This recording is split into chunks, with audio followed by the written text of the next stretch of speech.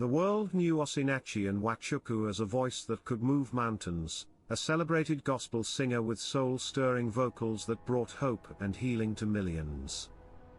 But behind the spotlight, behind the powerful songs of faith, was a quiet suffering that no one heard until it was too late. At home, her music was drowned by pain. Her husband, Peter Nwachukwu, was no stranger to the church community, often seen standing beside her at concerts and events.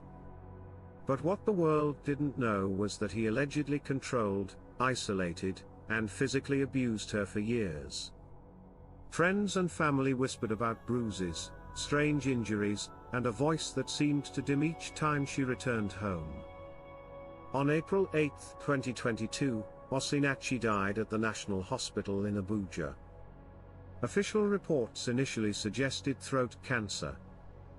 But soon, a different story surfaced, one of domestic violence, silence, and fear. Her family and colleagues began to speak out, revealing years of alleged abuse at the hands of her husband. The public was shocked.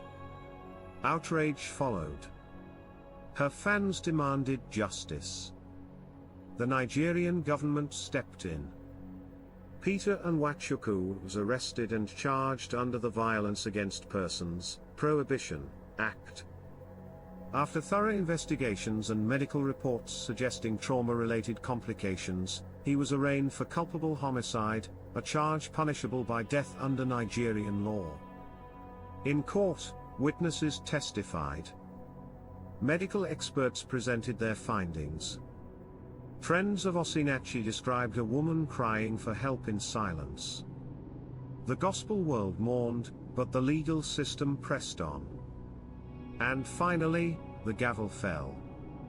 Peter Nwachukwu was sentenced to death by hanging for the death of his wife, a punishment that echoed the cries of women trapped in violent homes across the nation. This wasn't just a trial. It was a wake-up call. Osinachi's voice may have been silenced, but her story ignited a movement. Churches began preaching not just faith, but safety. Activists called for stronger protections for women.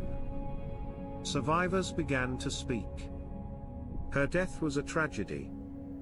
But her legacy, a chorus of change.